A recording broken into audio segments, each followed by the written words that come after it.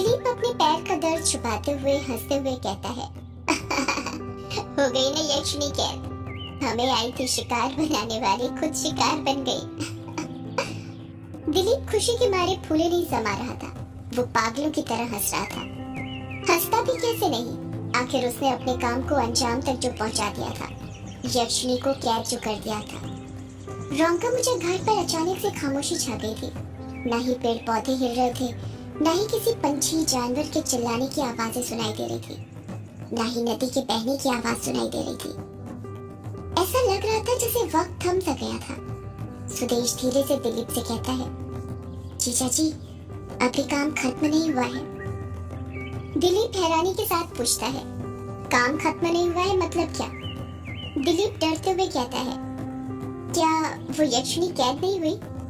सुदेश दिलीप के सवाल का जवाब देते हुए कहता है, जीजा जी, यक्षिणी तो कैद हो गई है, पर अब इस नीले कमल के फूल को दफनाना भी तो है, तभी तो ये विधि पूरी होगी। दिलीप झट से कहता है, अरे तो देर क्यों कर रहा है, उठा जल्दी इसे और यहीं पर दफना दे इस यक्षिणी को। बड़ी मर्दों की शिकार करती थी ना घाट पर, अब वहीं पर दफन होकर रह जाएगी। सुदेश दिलीप की बात से डिसएग्री होते हुए कहता है, अरे नहीं जीजा जी, इसे यहाँ पर नहीं दफना सकते। तो फिर कहाँ पर दफनाना है? सुदेश दिलीप को समझाते हुए कहता है, लगता है जीजा जी आप भूल गए हैं। मैंने आपको बताया था ना कि मायाधारी जी ने कहा था कि नीला केचुआ सबसे पहले उस जगह पर जाएगा जहाँ पर हमें उसे दफनाना है। ये नीला केचुआ रोंका-मुचा घाट पर ही कहीं निशान बना कर आया है।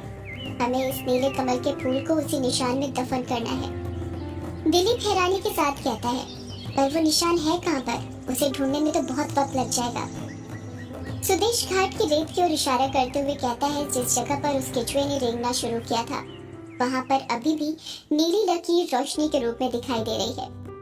जीजा जी, ये जो नीली रोशनी दिख रही है ना घाट पर आपको, जहाँ पर नीले केचुए ने रेंगना शुरू किया था, बस इन्हीं लाइंस का पीछा करना है हमें, और फिर हम उस जगह तक पहुँच जाएंगे जहाँ पर हमें इस कमल के फूल को दफन करना है। अरे माफ करना, कमल के फूल को नहीं बल्कि यक्षिणी को। आखिर इस कमल के फूल के अंदर वही तो कैद है। सुदेश की ये बात सुनकर दिलीप के चेहरे पर परेशानी साफ नजर आने लग गई थी। दिलीप अपना सिर पकड़ते हुए कहता है, मतलब अभी और काम बचा हुआ है?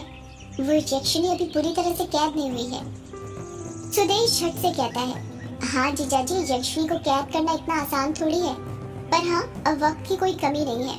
हम 12 बजे के बाद भी इस कमल के फूल को दफना सकते हैं, क्योंकि वो यक्षिणी इस कमल के फूल के अंदर कैद हो चुकी है। आधा से ज्यादा काम हो चुका है, अब बस थोड़ा सा काम बचा हुआ है और फिर वो यक्षिणी हमेशा हमेशा के लिए फिर से कैद हो जाएगी। दिलीप अपने राइट पैर को देखते हुए एक दर्द भरी आह के साथ कहता है, आह, मेरा पैर, ये तो बहुत दर्द कर रहा है। मैं तो तेरे साथ अब एक कदम भी नहीं चल सकता। तू ही जा और देख कर आ कहाँ पर वो नीला केचुआ निशान बना कर आया था। सुदेश दिलीप की बात से सहमत होते हुए कहता है, ठीक है जीजा जी, आप यहीं पर आराम कीजिए, मैं अभी इस यक्षिणी को दफना कर आता हूँ, आप फिक्र मत कीजिए। इतना कहकर सुदेश नीचे झुकता है और मंत्र का जाप करते हुए वो कमल का फूल उठाने लग जाता है।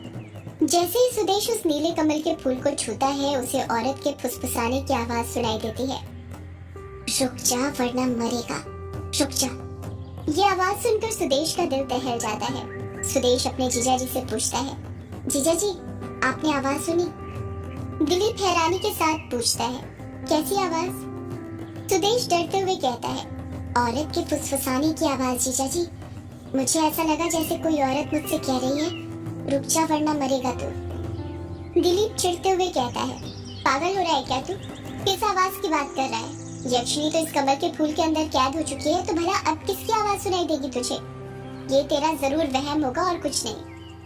सुदेश को दिलीप की बात ठीक लगती है और वो बिना वक्त जाया किए वो कमल का फूल आँख की पुतली के अंदर से उठाने लग जाता है। जैसे सुदेश उस कमल के फूल को उठाता है, वो आँख की पुतली जो सुदेश ने बनाई थी उसमें रेत के अंदर से खून निकलने लग जाता है और वो आँख की पुतली पूरी तरह खून से भर जाती है। ये सब देखकर सुदेश और दिलीप के रोंगटे खड़े हो गए थे। उन्हें तो अभी भी अपनी आंखों पर यकीन नहीं हो रहा था कि ऐसा भी कुछ हो सकता था। सुदेश वो नीला कमल का फूल लेकर उन नीली लकीरों के पीछे पीछे जाने लग जाता है जो नीले केचुए के रेंगने से बनी थी। इस तरफ ग्रेवयार्ड कोठी के अंदर युग और उसके दोस्त गहरी नींद में एक ही बेड पर सो रहे थे। ग्रेवयार्ड कोठी में सन्नाटा छाया हुआ था। सिर्फ दीवार पर लगी घड़ी के कांटों के चलने की आवाज सुनाई दे रही थी। युग के बगल में ही एक टेबल रखा हुआ था जिसके ऊपर उसके पापा का टाइपराइटर, वो पेन जो युग के हाथ में अपने आप आ गया था और वो चश्मा जो उनके रूम से मिला था वो रखा हुआ था। अचानक से इन तीनों चीजों में मूवमेंट शुरू हो जाता है। ये तीनों चीजें अपने आप हिलने लग जाती हैं। ये तीनों चीजें ऐसे हिल रही थी जैसे छोटा सा भूकंप आने पर हिलने लग जाती है। युग सो ही रहा था कि तभी युग के कानों में उस एक लड़की के पुकारने की आवाज सुनाई देती है। मुझे बचाइए युग बाबू, मुझे बचाइए, अपनी यामिनी को बचाइए युग बाबू। धीरे धीरे लड़की के पुकारने की आवाज तेज हो जाती है। युग के कानों में बार बार यही आवाजें गूंजने लग जाती हैं। ये आवाज इतनी बढ़ जाती है कि युग की नींद टूट जाती है और वो बौखलाहट के साथ उठ जाता है। जब युग उठता है तो अपने आप को पसीने से लथपथ पाता है। उसका पूरा बदन पसीने से भीग चुका था।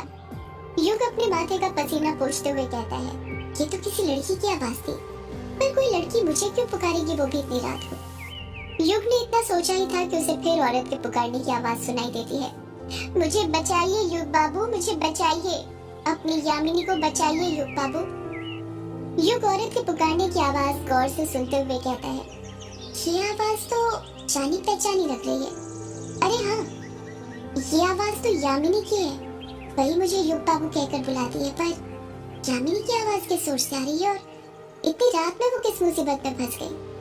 युग ने इतना कहा ही था कि उसे फिर यामिनी के पुकारने की आवाज सुनाई देती है। अपनी यामिनी को बचाइए युग बाबू, जल्दी करिए, बचाइए अपनी यामिनी को, बचाइए युग बाबू। ना जाने यामिनी की आवाज में क्या जादू था। यामिनी के तड़पने की आवाजें युग से सुनी नहीं जा रही थी। वो अपने आप को रोक नहीं पाता और बिना कुछ सोचे समझे यामिनी की आवाज का पीछा करने का फैसला ले लेता है। युग फुर्ती के साथ ग्रेवयार्ड कोठी से बाहर निकल जाता है। जैसे ही वो ग्रेवयार्ड कोठी से बाहर निकलता है उसे फिर यामिनी के पुकारने की आवाज सुनाई देती है। आइए युग बाबू, आइए, मेरे पास आइए, बचाइए अपनी यामिनी को युग बाबू, बचाइए। युग यामिनी की आवाज को गौर से सुनते हुए कहता है, ये आवाज तो बंगला मुंडा घाट की ओर से आ रही है। इसका मतलब यामिनी बंगला मुंडा घाट पर है, मुझे अभी वहां पर जाना होगा। इतना कहकर युग बंगला मुंडा घाट की ओर जाने लग जाता है। इस तरफ अमोदिता टोनी की पुड़िया लेकर हवेली से निकल चुकी थी और रोंका-मुचा घाट की ओर जा रही थी। रोंका-मुचा गांव की कच्ची सड़कों पर गहरा सन्नाटा फैला हुआ था। अमोदिता के सिवा सड़क पर दूर दूर तक कोई दिखाई नहीं दे रहा था। अमोदिता आगे बढ़ी रही थी कि तभी उसे वही चौराहा दिखाई देता है जहाँ पर उसने पहले युग को बाल द्वारा अपने वश में करने के लिए जादू टोने की पुड़िया फेंकी थी। अमोदिता चौराहे पर पहुंचने वाली थी कि तभी उसे वहाँ पर एक काला कुत्ता दिखाई देता है। वही काला कुत्ता जो उसे पिछली बार दिखाई दिया था। उस कुत्ते की आंखें पूरी तरह लाल हो चुकी थी। वो कुत्ता चौराहे के एकदम बीचों बीच खड़ा होकर अमोदिता को ही घूरे जा रहा था। पहले तो अमोदिता उस कुत्ते को देखकर घबरा जाती, पर जैसे ही उसे ये बात याद आती है कि वो एक सौदाइन है, उसकी जान में जान आती है और वो हिम्मत के साथ वहीं पर खड़ी रहती है। अमोदिता काले कुत्ते को देखते हुए कहती है, ये कुत्ते का बच्चा तो ना मेरा पीछा ही नहीं छोड़ता है। जब भी जादू टोना करने आओ तो पता नहीं कहां से मेरे पीछे आ जाता है, जैसे मुझ पर निगरानी रख रहा हो। वो कुत्ता अमोदिता को देखकर गुर्राने लग जाता है और अपने नुकीले लंबे लंबे दांत दिखाने लग जाता है। उस कुत्ते के दांत इतने पैने थे जैसे किसी जंगली भेड़िए के होते हैं।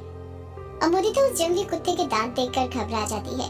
उसने इस बात का अंदाजा लगा लिया था कि यदि उस कुत्ते ने अमोदिता को काटा तो उसका आधा किलो मांस तो वो बाहर निकालेगा ही, साथ में हड्डी तक तोड़ देगा।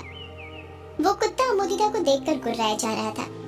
अमोदिता उस कुत्ते का बहादुरी से सामना करते हुए कहती है, कुत्ते के बच्चे, तू मुझे आंख दिखाता है, एक सौदाइन को। तू जानता नहीं है मैं तेरा क्या हाल बना सकती हूँ। तुझे कुत्ते होने पर बड़ा घमंड है ना? रुक जा, आज ये वाला टोना करने दे, फिर देखना तंत्र मंत्र यंत्र की किताब से ऐसा टोना करूंगी ना, तुझे कुत्ते से सीधा चूहा बना दूंगी, चूहा।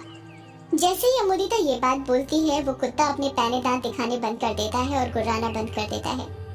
वो कुत्ता अब डरने लग गया था, जैसे उसे ये तंत्र मंत्र यंत्र की किताब के बारे में कुछ पता हो। वो कुत्ता अमोदिता की बातें सुनकर डर जाता है और दुम दबाकर वहां से भाग जाता है। अमोदिता अपने आप पर गर्व महसूस करते हुए कहती है, बड़ा आया था मुझे डराने वाला। वो जानता नहीं है सौदाइन डरती नहीं है बल्कि अपने काले जादू से लोगों को डराती है। इतना कहकर अमोदिता जल्दी जल्दी अपने कदम रोंका-मुचा घाट की ओर बढ़ाने लग जाती है।